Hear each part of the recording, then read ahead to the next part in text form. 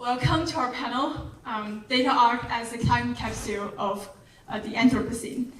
I'm Jiabao, an artist, designer, and creative technologist. If we put the time that human exists on a clock, human time is actually just the last 2 seconds. If you think about deep time and geological time. And by rethinking our perception of time, compressing time, defamiliarize time, we may be able to approach climate change beyond our temporary myopia. And here data is the footprint of climate change over time. I'd like to introduce our co-moderator, Yoon. She's located in Korea right now. Hello everyone, can you hear me well? Yes. Okay, awesome. Hello, my name is Yoon. I'm also a co-moderator for this session. Super excited to be here, but unfortunately I have a family emergency, so I'm in Korea, so too bad I cannot join it in person. I'd like to introduce our panel. So our panel will explore how data tells stories about climate change by observing their various ways of looking at the time through data art, and how we can turn the esoteric numbers into embodied experiences and foster connections. So we have total of 4 panelists who are artists and designers who have been working on very exciting data art projects that are deeply connected to ecology. So before we start our discussion, we will shortly introduce ourselves with a presentation slides, so that way you can understand our projects better, and it will be connected to our discussion. So our first panel is Laurie free. So Laurie, it's yours. Yoon, glad to see you. Giorgia, glad to see you. Let's see if this make it go. So hi, I'm Laurie Frick. I'm a data artist, and I use human data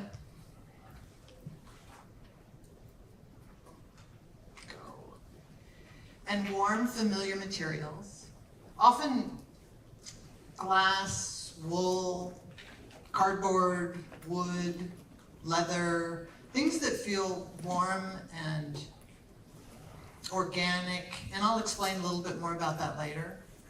But it's always hand-built and made in my studio. We just saw a film, Drawing a Life, and I was so amazed because it was an artist that worked all by himself in his studio, and he hand drew, and it was this like, okay, I'm not alone, because people always tell me, Laurie, go get studio assistants, but I work alone in my studio, and I used sort of human data and handcrafted to tell a human story with data. And I put a bunch of press up here because you're going to see there's famous people on this panel, and you'll realize that Giorgia Lupi has way more press than this. But I will tell you, there's something sort of magical about data stories, and it captures the attention of journalists. And as an artist, it's really hard to get press, but as a data artist, it's like remarkably easy. I think the stories capture people's attention. So with that, it gives you just a little sense of my work. I'd like to introduce Jiabao. I'm sorry. So I'm Jiabao, artist, creative technologist. I work with glaciers. This is the before and after of glacier. Over the years, you can see a lot of them disappears. And I turned the kind of esoteric data and charts into music and sound. This is a data sonification of the glacier melting data in the past 60 years. And we performed on the glaciers in Alaska. And these performers grow in front of the glaciers. So they're here, this kind of data, the glaciers, they're on sound. The artist lives through experience, meld into this glacier's lament. This is the installation where we, the dropping of this vial of the color of the disappearing glacier drop every day throughout the time when we observe a calving happen in the glaciers in Alaska. That's the color of these glaciers. And once the glacier is another one. It's actually on view right now in the XR experience in Fairmont. So feel free to check out from there. It's a virtual reality film that tells the story of a glacier and a piece of glacier and a girl. And as the girl grows up, the existence of this glacier is threatened. And the model we are using are the satellite data from NASA. And we recorded a lot of these on the glaciers in Alaska. And also have a motion capture live performance that she embodies the glacier. And this one is the data of the female body. So I've been collecting my menstruation blood over half a year and trying to analyze what's the protein inside. And surprisingly and unsurprisingly, the only paper we found about this is a decade ago. Like, we don't know what's inside, what's the proteome, and this is the first one that we're doing that actually have the proteome of a person over a long period of time. And these are some of the unique protein that exists in our menstruation that is not in the venous blood. Yeah, and these are some of the scent work that comes with it. And I'd like to introduce Giorgia Lupi next. Hi everyone, it's a pleasure to be here, even just virtually. I'm really sorry I can't be there in person. I don't see you all, but I just assume you're all there. So my name is Giorgia Lupi, and if we can move on to the next slide. I'm an information designer and artist. So my work spanned from physical installation to printed matters to digital and interactive. And sorry to ask you, Yoon, Jiabao and Laurie, if you can move on to the next slide again. I'm a partner at Pentagram, which is a design agency that was founded 50 years ago, and I run a great team of designers. But in my personal practice, that informs my professional path, I often make use of analog technologies for visualizing data, such as in this project in the next slide, where for 1 year I swapped analog data postcards across the ocean with a person that I didn't know before. Moving to the next slide. So personal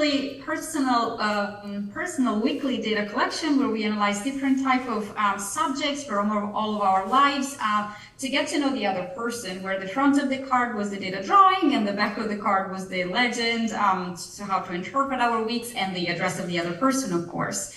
If you move on to the next slide, the project that was called Dear Data got pretty viral. We published a book out of it, and now it's in the permanent collection of MoMA. And I believe the reason why people really appreciated it is because it was really personal. So we were telling stories with data.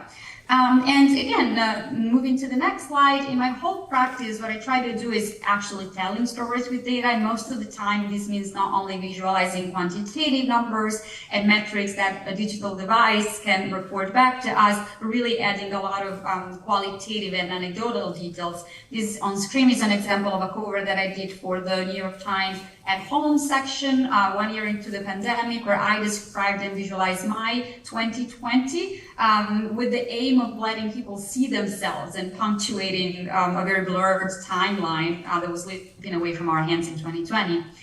In the next slide, I use the same approach even when telling stories with physical data and physical spaces. Actually, if we can move to the next one, especially when trying to have people think about themselves in their lives, in the way they interact with the pieces. This is an interactive experience around the topic of behavioral science for the University of Chicago. And in the next slide, even when it comes to digital experiences, my approach is the same. This is one example for Google Arts and Culture around the theme of microplastics in the air, where users physically in this digital space drop plastic objects that they use every day, and they see them disintegrating and polluting the sky, and learning how the qualities of our behavior really affect our environments.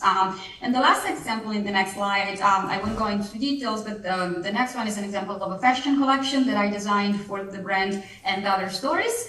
And those are some sketches about it, where all the garment, 15 pieces of the collection, were stories of deeply inspirational women, again, stories. And finally, last slide is what I call my data humanism manifesto, which are the principles that guide my practice, that really is always to kind of remember what data is and data are, which are just abstract representation of our imperfect and messy lives. And I think they should be taken accordingly.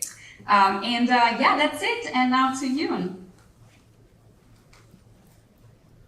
Hello again. My name is Yoon. I'm a media artist, interaction designer, and associate professor in design department in San Jose State University. So I've been working on various data-driven art and the installation works using emerging technologies such as 3D printing technology, VR, AR, and the sensing technologies. Next slide, please.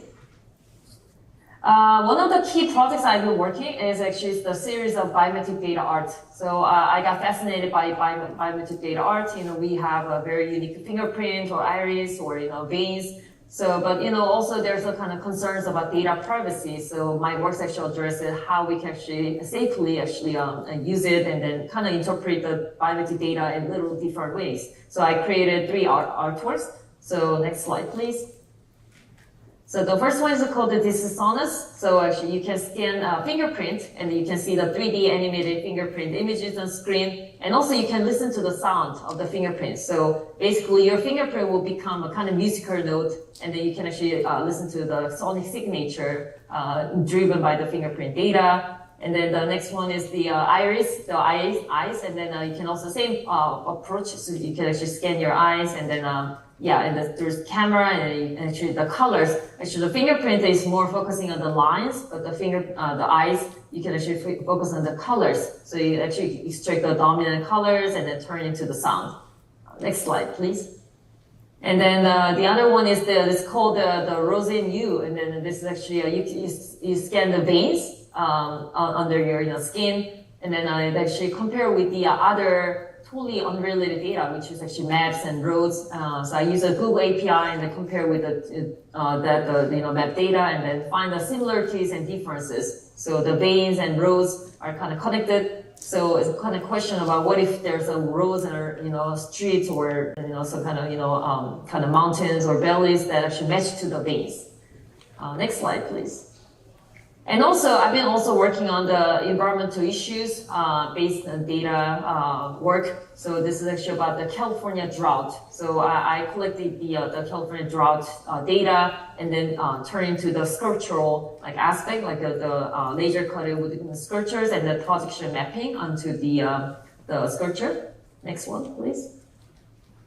And also, I use a sound. So I think the visuals are definitely the dominant, sensing part. But I think accompanying with the visuals, I try to sonify the data so you can listen to the data right away. So it's very immersive and engaging. So this is actually the sonification about the drought in California and South Korea. It's a video installation. Next one, please. And also, I often use the 3D printing. So I think in the sculpture form, you can actually take your own time and observe it, the data, sculpture, and then also there are many multivariate data you can actually explore. So this is a 3D printed sculpture about the drought and water issue. And this is one of the latest projects. And this is about the data visualization about the wildfire. So, wildfires are really severe in California in the last, 10 years. It's even getting, worse and worse. So you can actually observe the wildfires and details by using contactless interaction. And also there's a 3D printing technology, the sculptures as well. So next slide. This is the last one. So yeah, as I mentioned, 3D printed sculpture on the left. And then using the leap motion camera, you can actually hover over each dot and then understand it. And I use a machine learning technology to see the foreseen, wildfires in the next few years as well. So that's it. And then, so then we, hopefully this is actually helpful for you guys to understand our body of our works. So we're gonna, start the discussion. So probably the first question to our panels is, how does the data art help us to perceive time? So for this panel, we are actually focusing on time capsule. We are mostly dealing with the temporal data, right? So probably the one question is, how does data art help us to perceive time at different scale to stretch us from temporary myopia to perceive deep time? Is it about the past and present and future, or is it dance between the three? So how do you guys, deal with the time in general? So what do you guys think? I can start. Again, I don't see Laurie and Jiabao, but I think, I can start. So, well, first of all, I think we all have to think about data art in general means for most of us visualizing things and making things visible and tangible. There's not a lot of us that, can make use of a raw spreadsheet full of numbers. And so, in and on itself, the idea that you make things visual and people really can understand and follow, even just a timeline of chronological events over time, is really just a big addition, to begin with. And in general, what I think that all of our practices try to do is also to move people, and for the way that we choose to use, I'm talking about all of us in this panel, maybe choose to use materials, choose to tell stories, adding kind of like warmth and sometimes even tangible and physical details. The first thing for us, I think, is or at least I speak for myself, to try to create a deep connection with any kind of audience. And that in and on itself, again, it's a beginning for people to start to understand. Then I think there's a lot of ways to visualize time and to make people jump from where they are right now to the future, to the past, and sort of connecting the dots. But I will not take all the scene for this first question, so I'll leave it to the others to chime in from here. Well, I agree. Our brain discounts the future, and you can see that's a big, it's one of the fundamental issues is that, climate change has always been seen as, in the year 2050 rising. It's always something that's far, far, far away.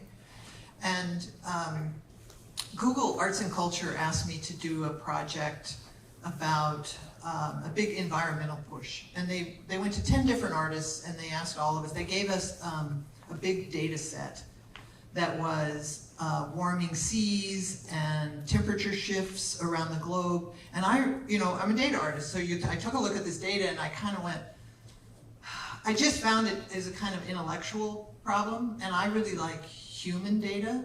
And so I started doing just some basic, you just start Googling, kind of just poking around, and I found this article that said if you can get people to do some action themselves, then for tough social problems, they'll care more about the entire problem, even if the thing that they do doesn't have that big of an impact.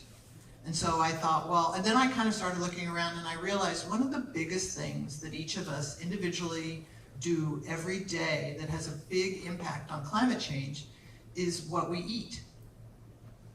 And then I kind of did some more research, and it was like, what we eat is actually individually, for our individual footprint, is actually more than transportation, our individual transportation and our individual shelter.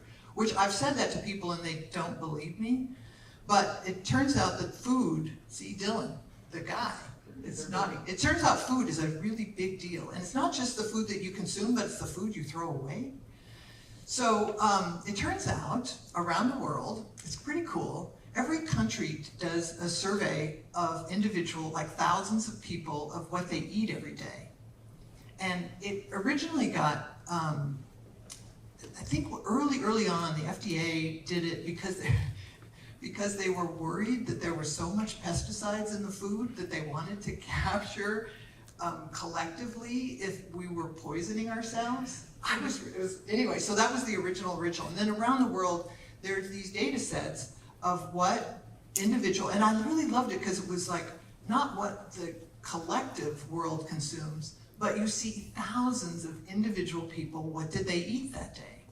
And every country in the world does this. They don't all make it public, but France makes theirs open data, and the UK makes theirs open data, and the US is open data, and you can grab, it takes some effort, but you can take what individual people eat and calculate what those food amounts are. You sit there on an Excel spreadsheet, you can imagine. People think data is just magic and you program it, and there's so much of it is literally, I sat there at an Excel spreadsheet and I entered kilograms per blah, blah, blah for various food items, and then it's, yeah, exactly. But you can then create an interactive, what people ate, and I created this, it's a stacked set of circles, and you can go into, it's live right now on Google Arts and Culture. Not only what people individually ate, which I found kind of weirdly voyeuristic and fascinating. You can right, okay. And then you can enter your own diet and see what your individual footprint would look like. And I mean, one of the things that you actually learn out of this is that beef is just like, if you know, blueberries and salads are these tiny little things, beef is like this. Anyway, the point of the story is that I think the really critical thing about working on data art around climate change is getting people to believe that the things that they do right now have an impact, and to feel that the things that they do right now, socially, they're contributing, even if it's tiny, because they'll care about the whole. Yeah, and I think Laurie also covered a point where there's this macro data and there's also the personal set of data. When people can go in and interact with their own behavior, they get to see how their each impact is impacting the whole big picture. And I think art is also good at this like defamiliarizing, draw people away from a distance and look at the thing in a new way, and also like conveying emotions to let people embody the data, being in that situation. And that really touched the deeper side of it, that is way beyond the charts and numbers can do, and the newspapers, like the climate fatigue that we are collectively over.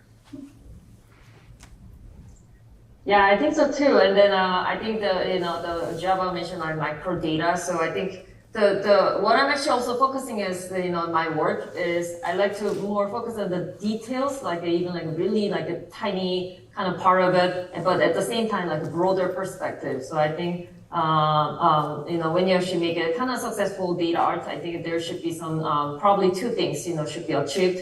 Some kind of really like you can actually see the details and demand, but overall like a big pattern. So then our times are kind of divided by the years, months, days, and then minutes, the seconds, the microseconds, or etc. So it's really divided. So at the kind of same system, as using the data art. So we have to be able to see all the kind of details and also overall the pattern, but also the beyond. The time is moving. The medium, right? So every, right now, even like so we are going toward the future. So we have to also be able to see the future, what will actually happen. Laurie mentioned the food culture. So I think the food is definitely what we are eating is changing, over time. So what will happen in the future? So I think machine learning, artificial, intelligence definitely helps understand what will be happening in the future. So that's probably, it's a very popular use. And also, I'm also using the machine learning as well. So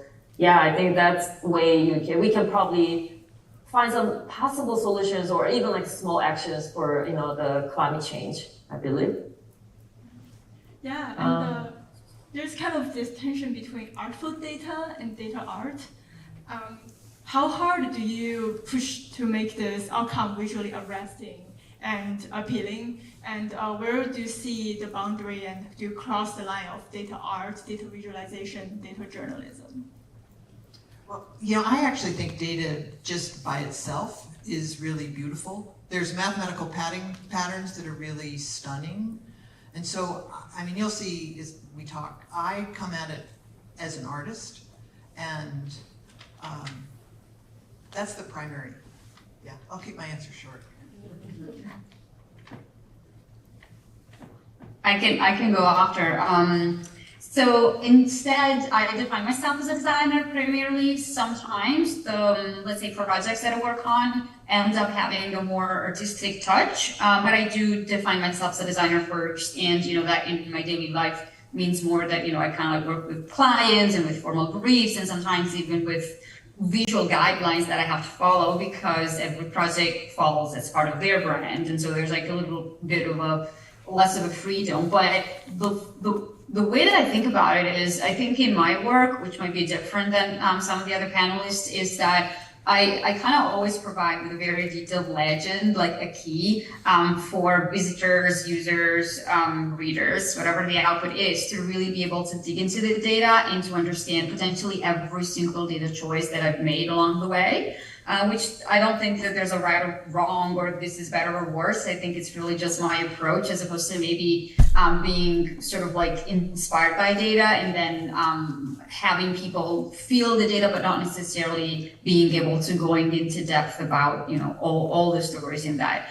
It also kind of like really varies from project to project. I feel for a lot of us, maybe really one project is never equal to another, because sometimes you have a client, sometimes it's an art commission, sometimes it's a self-initiated project. But I guess personally, I come from that more from a designer perspective, if that makes sense.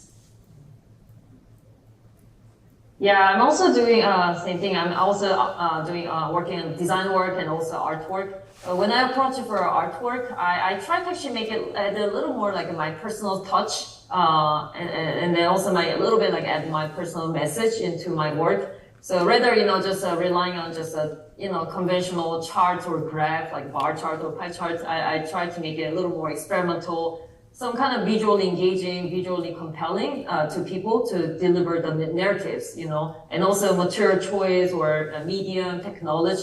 It's all actually based on the narrative and subject matter for my artistic practice. So for example, for my draft work, I chose wood because, you know, wood definitely impacted by water. You know, if the drought is severe, you know, the color, you know, and then grain, those kind of things, and the wood is, you know, are changing. So I try to choose the wood as a main material, laser cut it, and then choose actually specific woods that actually severely impacted by drought in California. So kind of depict the colors and then, you know, the map to the data to the color of the wood actually. So something like this. So that hopefully it can actually, you know, give a more like a deliver meaningful narrative to the audience members. So that's what I'm doing. Yeah, and I work with scientists to like art science collaborations, and there are some scientists want to have the art part more about like visual communication than us, but there's also scientists who are more like open-minded and want to have it to be more like inquiry or asking questions, speculating. And I feel in terms of data art, that's where it comes through. It doesn't only just do the visualization, the science communication, but also ask questions.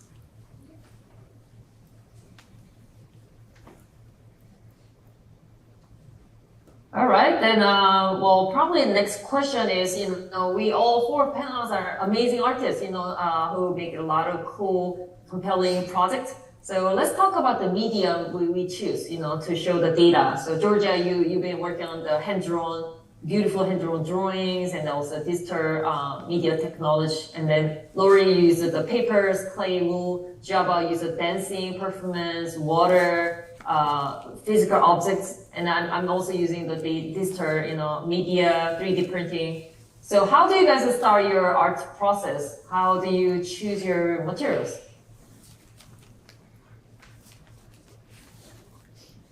I'll go.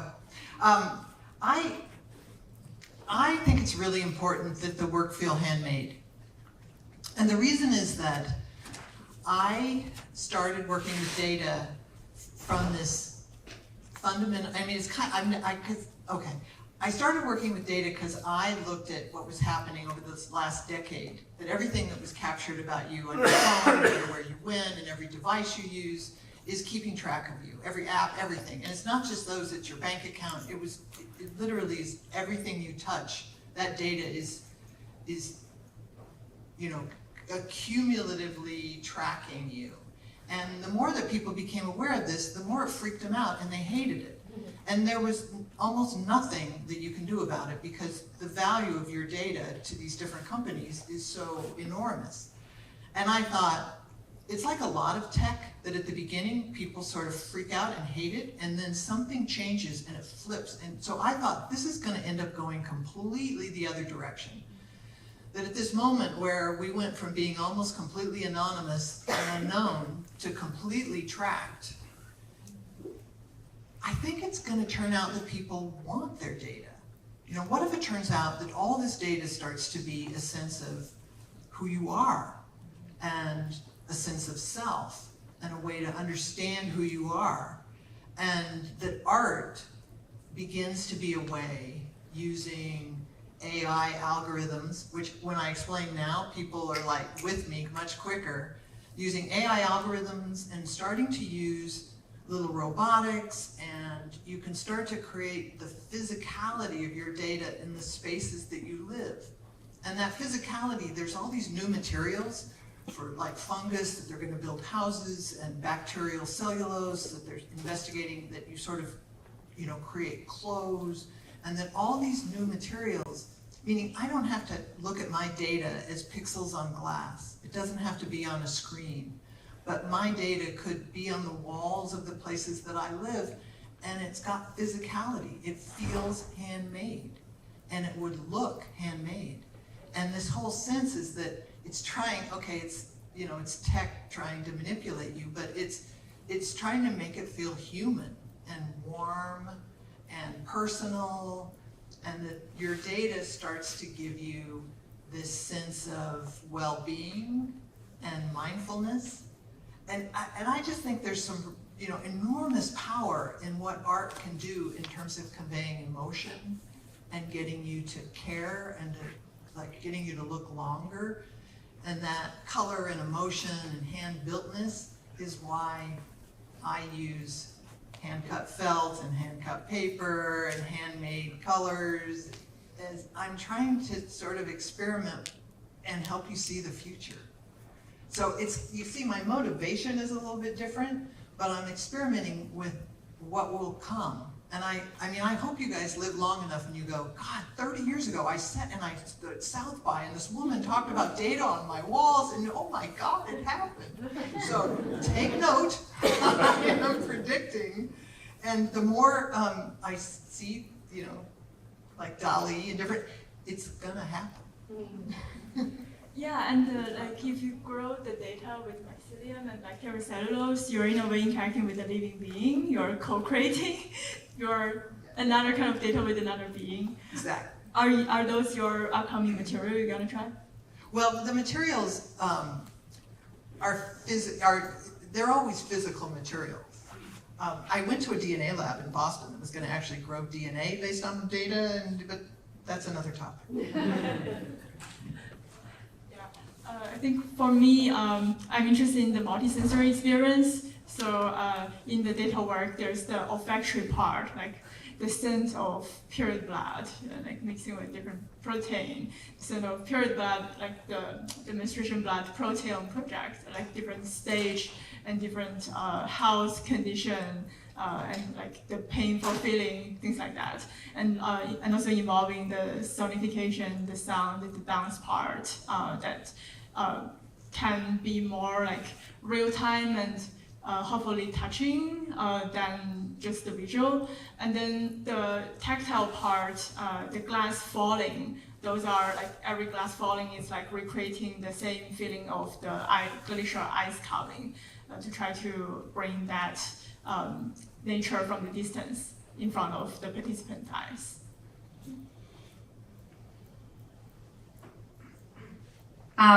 Yeah, so I kind of agree with Laurie in terms of what my approach, like why sometimes I do use tactile and drawing, and I think to me it's really all about communicating that data fundamentally reflects our human nature, and so there's an element of even imperfection to it, and even if it does come from a sensor that collects our data or data digitally, well, you know, a human being designed the sensor, and so a human being decided what to collect and what to leave out, and I think there's always an element of subjectivity to data, to all kind of data. And so I feel that if you can render it in a way that does look human, just people will understand a little more about the very nature of it. I think because I do work with different clients, I also really very much have fun experimenting with different materials and mediums. Here data, the project that I showed in the beginning, used mediums that were hand-drawn, and that was an intentional use of like zero technology to see if we could just sort of like get to know each other with another person through data. And in that case, the very medium of the postcards, for example, was because of the constraint of the project. This woman that I collaborated with lived in London, I live in New York, and so that was kind of like really the constraint dictated the medium itself.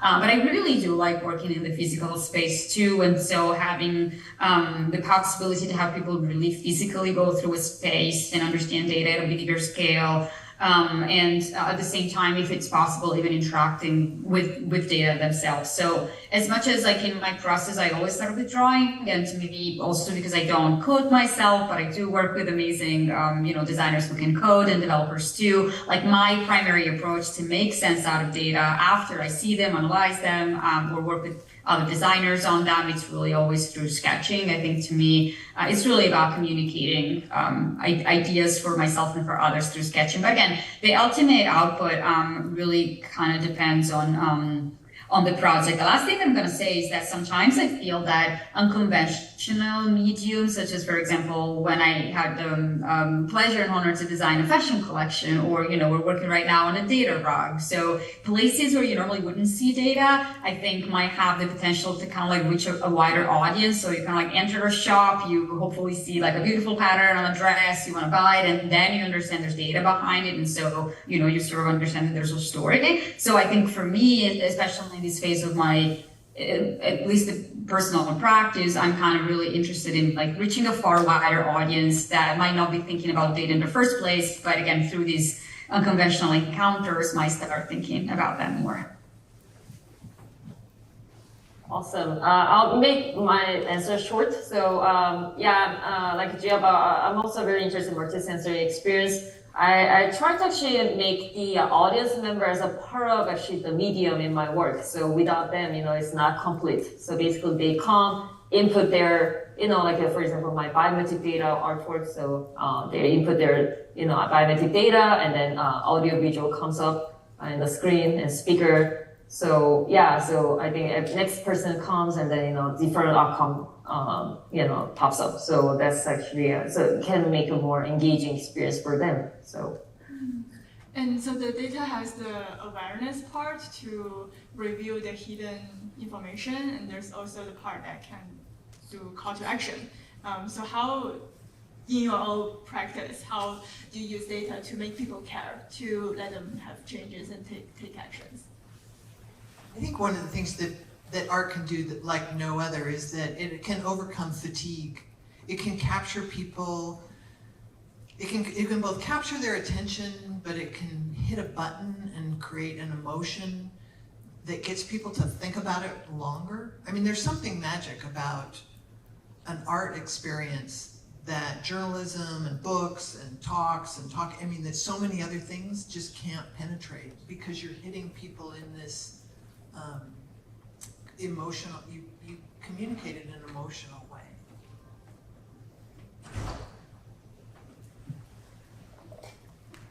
Giorgia, you?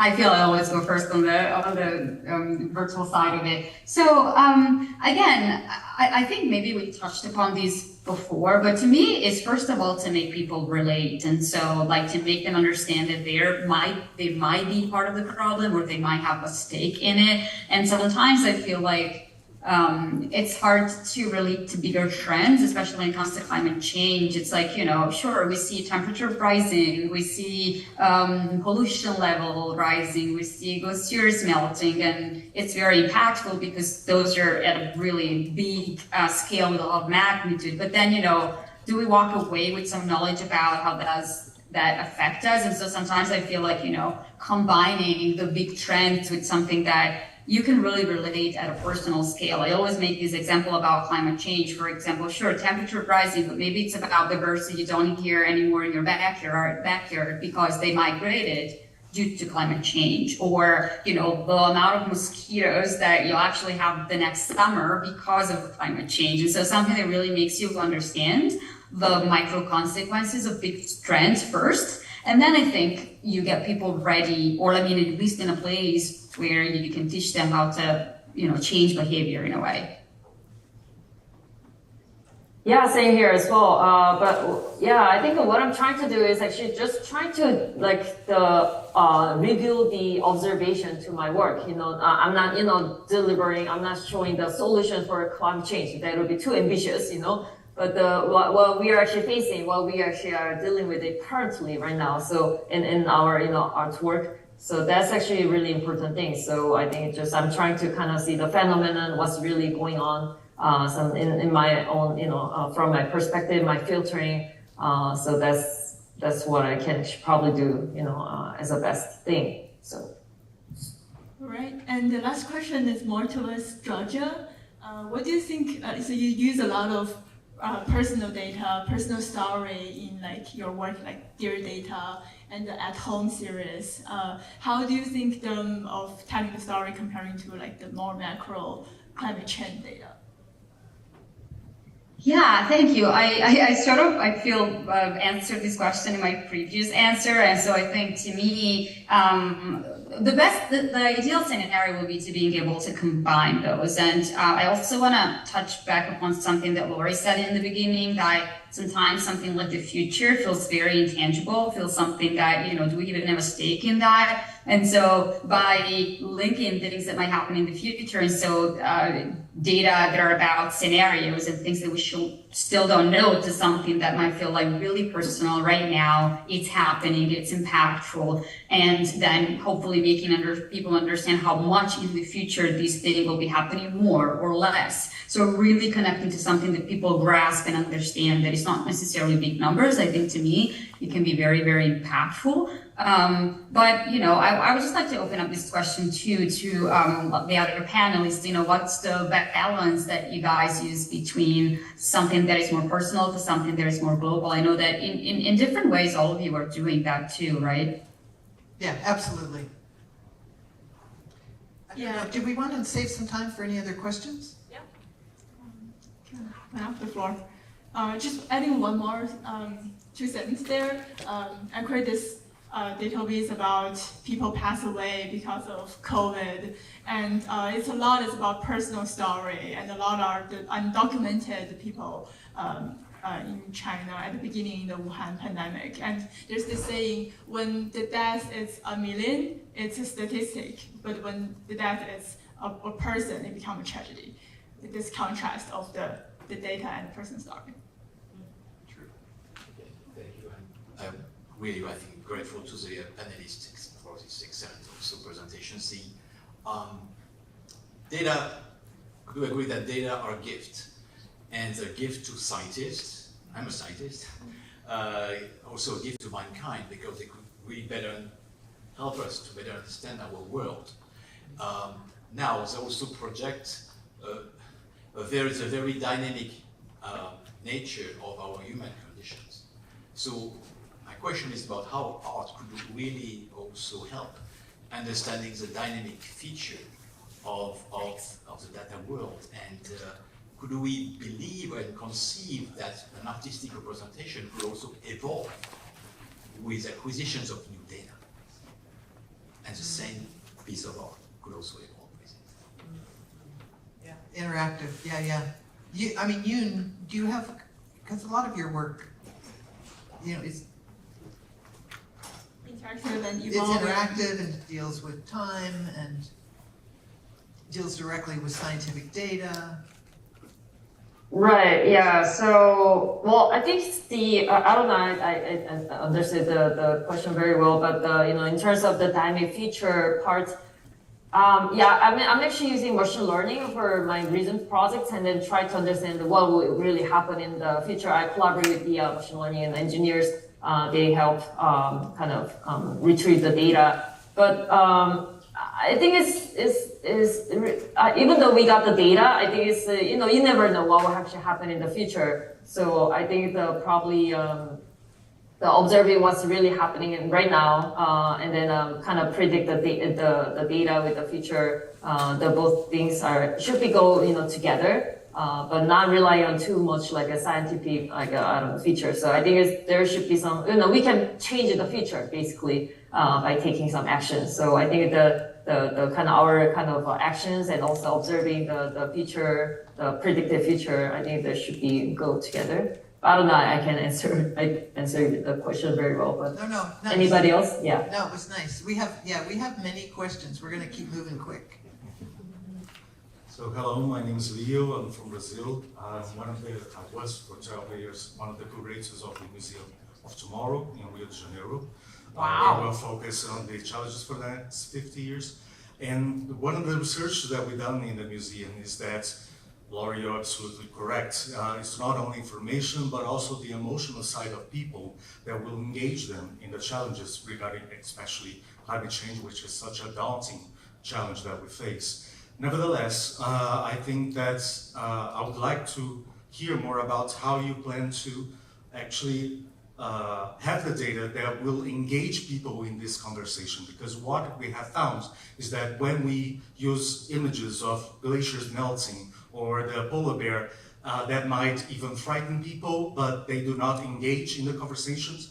When we do use human stories, especially regarding glaciers, like you have more than 30 million people that are vulnerable right now, more than 70% of it in Pakistan, due to glacier melting and communities that are below the glaciers. And once you tell those stories, they are more compelling for people to act.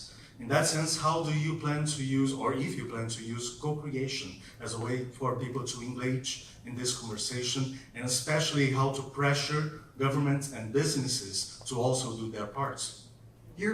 That's inspiring. We should chat more. You know, what's been really interesting to me is that companies, when Google got in touch with me, they had this environment. I mean, they don't have a direct stake in it, but they wanted to participate in environmental conferences, and they were using the fact that they could commission artists to do work, to get attention, and there's more money from other sources. It's not just governments, and it's not, right. There's sort of an amazing number of sources, but I completely agree with you that for decades, the picture of the polar bear on the ice floe, it got used over and over and over, and so a lot of it needs to really, really change. There's actually a pretty good short called Ice Merchant, and it's telling the story of a father and a child that they live on glacier, and because of... Are you the creator? Wow! I saw it twice. Oh! It was Oscar nominated last year. Really good film, telling the story between those, that tension between the father and the child, and they are like falling through because the ice are melting, the iceberg melting, and their house are falling apart. That was a really strong one, telling about glacier story. Yeah, nice. We should chat. Dylan? Hey, I just want to say the panel was absolutely amazing, and I'm very much living for all of the questions. I've been like fiercely tweeting out so many amazing quotes from it. So my question is about where you all go for some of your inspiration. So there's a lot of amazing people who are here on the panel, but I imagine that there's also other data artists that you all have been able to work with or see their artwork inside of the past. Who do you look to outside of just the people on the panel for that type of inspiration? It's really tough because one of my inspirations is Giorgia. Same here. And one of my inspirations is Laurie. I mean, I'm not kidding, but I can take that maybe. Well, first of all, I think that like the people in this panel are really incredible. And so there's the data visualization or data art community that has been growing in the past, I would say 15 years at least, if not even more. I think it's like incredibly inspiring. I also am very lucky because in my daily job, I do work with amazing designers. And so I feel that I'm constantly inspired like all the time because I never work alone. And so I think that's really a big part of my inspiration. In general, though, I have to say that I've been forcing myself when I am looking for inspiration for a project to actually not look at existent data visualization or data art project. I instead, all the time, like with the data in my mind and knowing what the message is and what the goal is, I kind of really try to look outside, like in places where my mind or eyes would usually get inspired to. I'm very, very much inspired by abstract art, for example, which in and on itself to me is like such an incredible like composition, sort of like, mix of skill set in general. And so I think that is like a lot of my inspiration. Recently, I'm very much inspired, given by very old, very well designed posters. And so like a lot of like compositional elements too. And then personally, because I studied architecture and in my old 5 years of university, back when actually, now I'm like aging myself, we couldn't just use a computer, but we would draw everything by hand. I think that the quality of the architectural drawings and defamiliarize systems. I don't know, there's a lot of inspiration there too. So I kind of really try to not go necessarily to be inspired in places where already data visualizations have been created, if that makes sense. Yeah, you know, that reminds me, because I actually look at toys. Children's toys. Yeah. They're really sculptural. The colors are wonderful and they're simple, particularly like really young kids' toys. Thank you. Like not looking to the past works, so we're not studying in journey. Training yourself. Hi, thank you. I really enjoyed the breadth of work represented in this panel.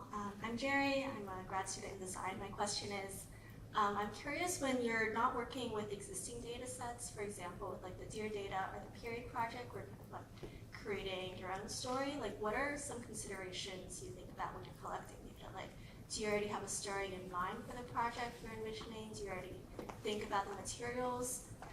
Yeah, how do you kind of like frame and put together a project when you have to collect the data all on your own? Yeah, you know, there's a really interesting, collecting data and getting open data sets is really hard. Ones that you can use that are individual humans. One of the weird problems that I'm encountering now is I was doing a project for Brown University that was about women's reproductive health. And there was a donor, and she first started and wanted to do a big project around abortion.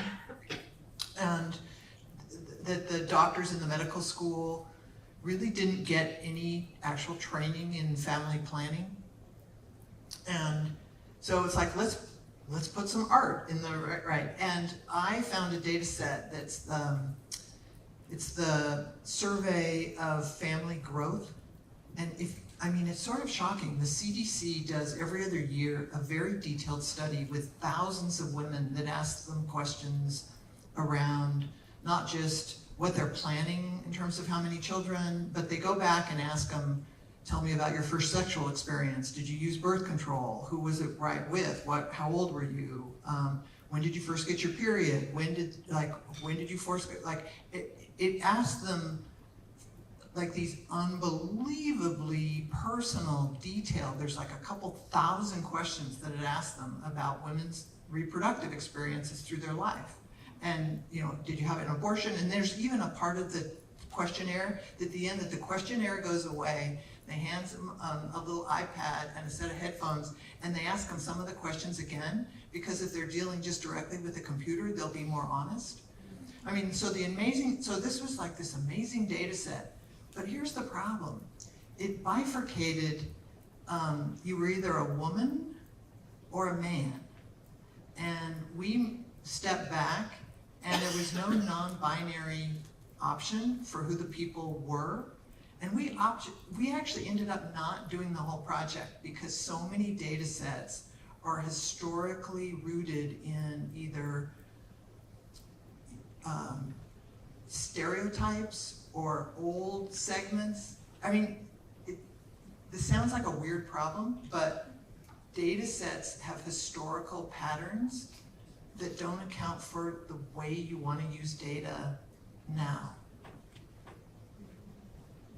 Yeah, we're in our mentorship project, we're collecting the different gender people, and there's no non-binary people. There's in that data set. Yeah. Thank you guys. Just one more.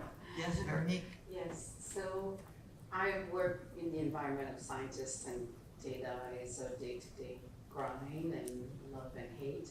So I'm just curious, as artists, from an audience standpoint, do you see difference in perception, acceptance, and emotion that you get from audiences like us, scientists, versus common people who do not deal with data like we do on a day-to-day basis? Yes. The question is, scientists, okay, another friend of mine who's a data scientist did this work to sort of survey just sort of regular people. How do people understand data, like just in general? And what he came back with is there's a third of just the world that have no comprehension of numbers or data at all. Like, it just completely bypasses them. And then there's another third, so it's kind of like a third, a third, a third. There's a third that it's like, you could just wipe the slate, there's just nothing. And then there's a third that are really sophisticated in terms of being able to visualize and understand and sort of think about data and have meaning and, right? And so when you look at those, when they look at data art, when I do pieces, I've done things in the Genomics Center, I've put them in computational math labs, in biotech companies, and when I put data in these pieces, in those places, people go gaga. The scientists go nuts. But there's not that many. Yeah, and so the question goes back to you guys, is art is already an elitist form. It's trying to bring messages and emotions to the masses, but let's face it, it is an elitist form. And so how do you break the extra barrier of data? It is because it's an artistic form and there's an element of beauty that you're trying to bring in. You're right. But to those third and third audiences, right? Can you really bridge that divide? I'm just challenging you guys, right? I know. We'll have a drink and talk about it. And you know we love your art. But I can chime in. I missed the first part of the first question because Yoon and I got, I think, disconnection by audio. But I think to me, it is true that art is not necessarily being followed by everybody, but I do believe still in the power of art when you encounter it. And you might not be necessarily, not you, as in like somebody might not necessarily be going to a museum every Saturday or Sunday, but I feel that the power of art sometimes is really to make us, feel something that otherwise you wouldn't feel with, looking at a scientific paper or a report and understanding the same data. So to be honest, to me, it's, I don't think the data art or art in general can solve the world's problems. I think it's really the balance of having the same messages. So if we're talking about climate change and people changing their behavior, really could potentially be communicated through different mediums and different techniques and different fields. And so art is one that hopefully can make people feel and, can make people understand at a more visceral level. But I do believe that even, scientific data illustrations that are meant for more rigorous publications, or even say data-driven social media campaigns, or something else that can be seen in packagings of products in a way that still speaks with data, but it's visual, can really collaborate and, really help sending the same messages over and over to different audiences in different ways. And so I kind of really see this as a bigger challenge that, can be potentially tackled and, taken in by everyone who has a stake in this world and can help communicate things visually or more clearly. So I think it's a great question. I feel, we all will be trying to figure out how to not necessarily solve it, but work towards that more and more with the means that we have. Totally. Thank you so much. All right, thank you so much. We'll stay here for a little bit to chat. Thanks for coming. Thank you. Thank you.